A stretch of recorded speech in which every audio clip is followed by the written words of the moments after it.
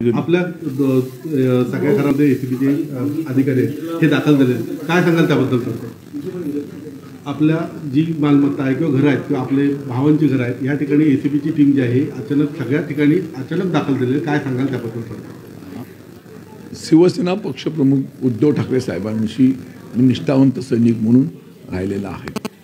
ज्या दिवशी मला प्रथम अँटी करप्शन ब्युरोची नोटीस आली त्या दिवसापासून आत्तापर्यंत चौकशीला मी सामोरं जात आहे. त्यांना जी माहिती पाहिजे ती माहिती मी देण्याचा प्रामाणिक प्रयत्न त्यांच्यापर्यंत मी पोचवलेला आहे. आणि मी परत सांगून आलो होतो की आत्ता तुमच्याकडे आलो हा शेवटचा आलो, ह्याच्यापुढे तुमची नोटीस आली निरोप आला तर मी येणार नाही. त्याच दिवशी वाटलं की लोक माझ्यापर्यंत पोचतील.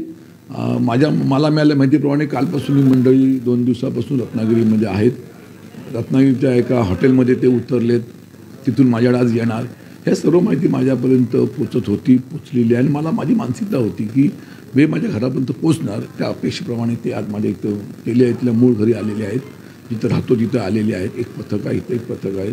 नंतर हॉटेलला तिथे माझं छोटंसं हॉटेल तिथं पथक आहे. अशी माझ्यामध्ये 4 पथकं या ठिकाणी कारवाईसाठी आलेली आहेत.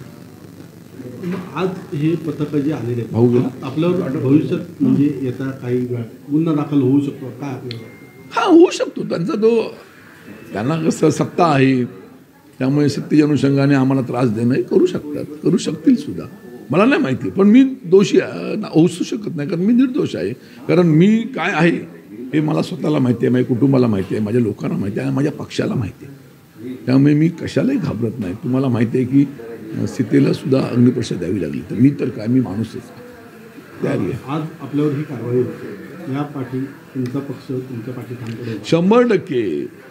वंदनीय शिवसेना प्रमुख बाळासाहेब ठाकरेंचा मी लाडका सैनिक होतो. त्यानंतर शिवसेना पक्षप्रमुख उद्धव ठाकरे साहेबांचा मी लाडका आणि निष्ठावंत सैनिक आहे. त्यामुळे माझ्या पक्षाचा माझ्यावरती विश्वास आहे आणि माझा पक्षावरती विश्वास आहे. त्यामुळे त्याच्यामध्ये माझ्या पाठीशी माझी जनता आणि माझा पक्ष निश्चितपणे आहे, त्याचा मला निश्चित अभिमान आहे. आज जी कारवाई होते ही नेमकी तुमच्या अनुषंगाने होती की तुमच्या कुटुंबातल्या लोकांवरही? आता माझ्या अनुषंगाने माझी पत्नी, माझी मुलं, नाही म्हटलं तर माझे मोठे भाऊ, छोटे भाऊ.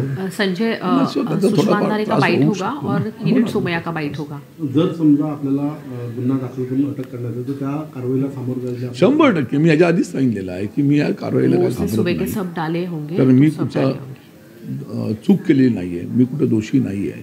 त्यामुळे मी निश्चिंत आहे. दिलेल्या प्रत्येक गोष्टीला सामोरं जायची माझ्या